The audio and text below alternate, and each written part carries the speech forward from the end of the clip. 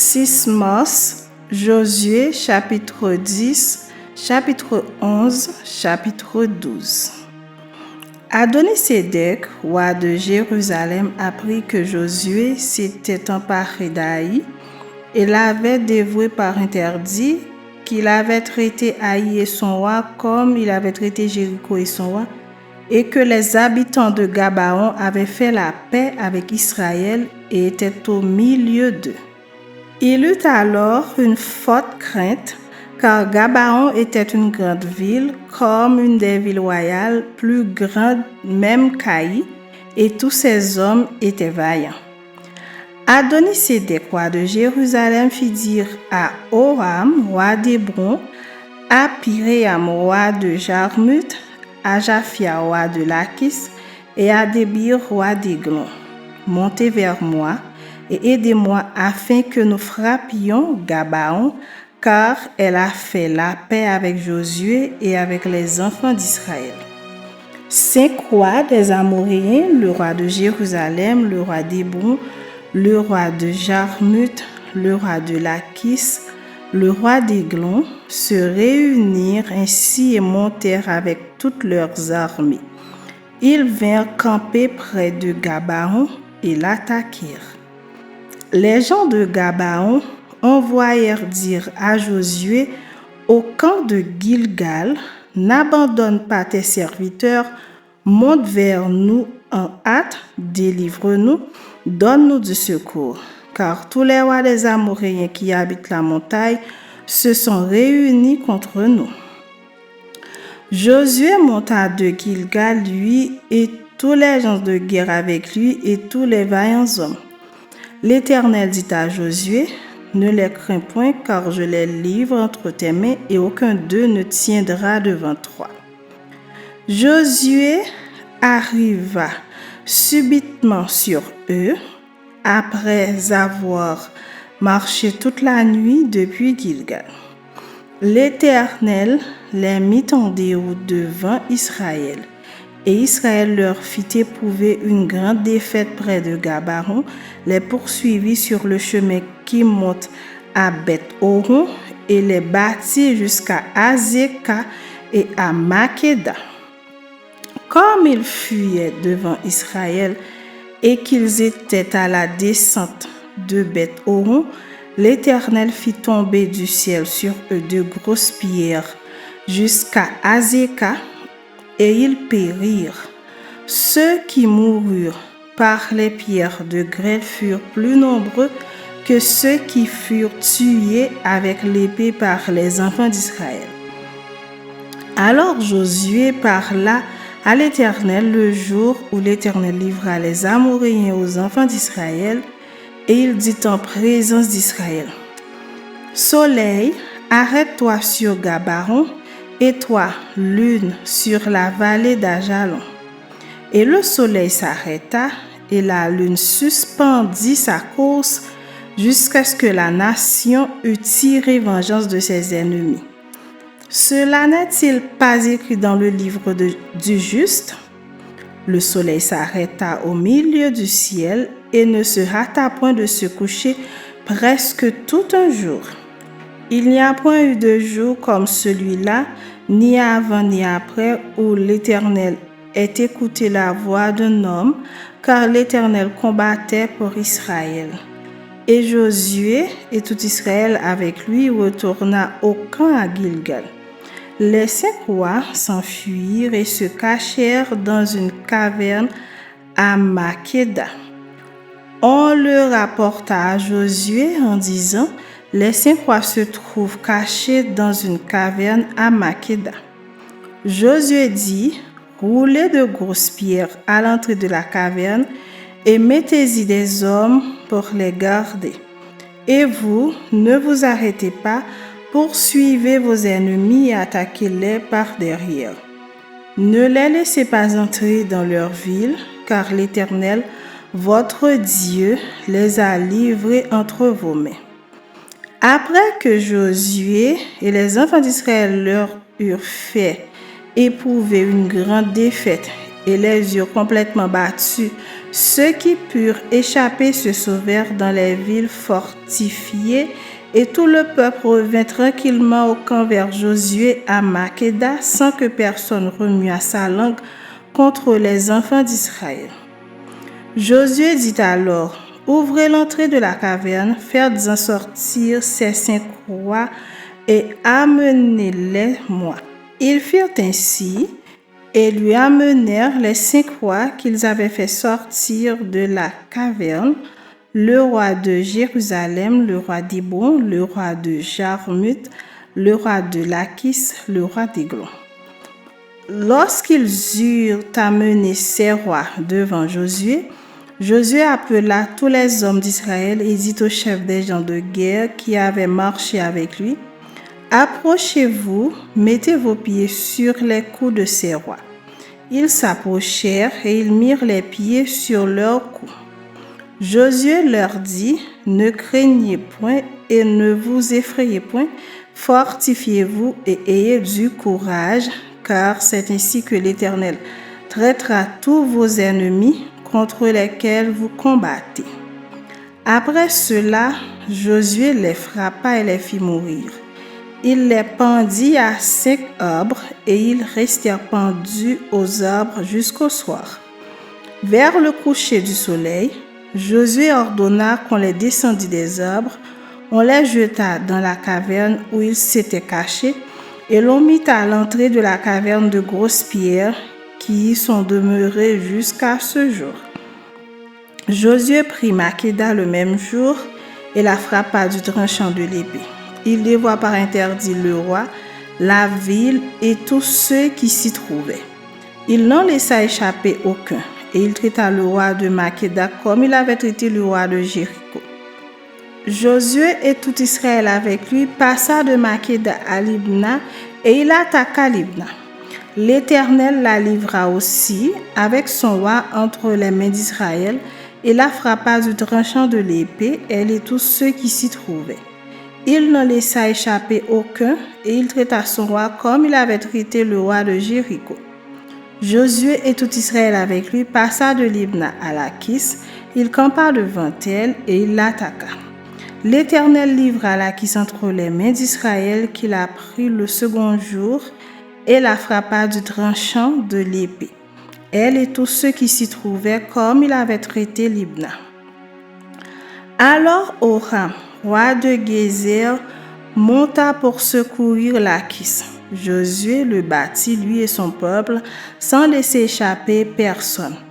Josué et tout Israël avec lui passa de Lachis à Églon. Ils campèrent devant elle et ils l'attaquèrent.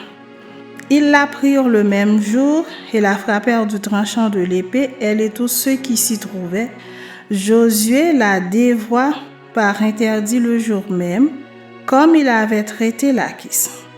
Josué et tout Israël avec lui monta d'Églon à Hébron et ils l'attaquèrent.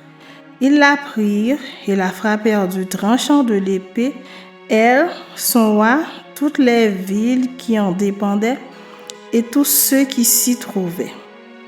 Josué n'en laissa échapper aucun, comme il avait fait à Églon, il la dévoua par interdit avec tous ceux qui s'y trouvaient. Josué et tout Israël avec lui se dirigea sur Débir et il l'attaqua. Il la prit, elle, son roi et toutes les villes qui en dépendaient. Ils les frappèrent du tranchant de l'épée et ils dévouèrent par interdit tous ceux qui s'y trouvaient sans en laisser échapper aucun. Josué traita Débir et son roi comme il avait traité Hébron et comme il avait traité Libna et son roi. Josué bâtit tout le pays, la montagne, le midi, la plaine et les coteaux, et il en bâtit tous les rois. Il ne laissa échapper personne et il dévoua par interdit tous ceux qui respiraient, comme l'avait ordonné l'Éternel, le Dieu d'Israël. Josué les bâtit de Kades-Barnéa à Gaza, il bâtit tout le pays de Gozin jusqu'à Gabaron. Josué prit en même temps tous ses rois et leurs pays, car l'Éternel, le Dieu d'Israël, combattait pour Israël. Et Josué et tout Israël avec lui retourna au camp à Gilgal. Chapitre 11. Jabin, roi de Hatzor, ayant appris ces choses, envoya des messagers à Jobab, roi de Madon, au roi de Shimron, au roi d'Akshap, au roi qui était au nord, dans la montagne, dans la plaine au midi de Kinéret, dans la vallée et sur les hauteurs de Dor à l'Occident, aux Cananéens de l'Orient et de l'Occident, aux Amoréens, aux Essiens, aux Phérésiens, aux Jébusiens dans la montagne et aux Éviens au pied de l'Hermon dans le pays de Mitzpah. Ils sortirent, eux et toutes leurs armées avec eux, formant un peuple innombrable comme le sable qui est sur le bord de la mer et ayant des chevaux et des chars en très grande quantité. Tous ces rois fixèrent un lieu de réunion et vinrent camper ensemble près des eaux de Mérom pour combattre contre Israël. L'Éternel dit à Josué, « Ne les crains point, car demain à ce moment-ci, je les livrerai tout frappés devant Israël. Tu couperas les jarrets à leurs chevaux et tu brûleras au feu leurs chars. » Josué, avec tous ces gens de guerre, arriva subitement sur eux près des eaux de Mérom, et ils se précipitèrent au milieu d'eux. L'Éternel les livra entre les mains d'Israël, ils les battirent et les poursuivirent jusqu'à Sidon la Grande, jusqu'à Misréphoth Maïm et jusqu'à la vallée de Mitzpah vers l'Orient. Ils les battirent sans en laisser échapper aucun. Josué les traita comme l'Éternel lui avait dit. Il coupa les jarrets à leurs chevaux et il brûla leurs chars au feu. À son retour et dans le même temps, Josué prit Hatzor et frappa son roi avec l'épée. Hatzor était autrefois la principale ville de tous ces royaumes.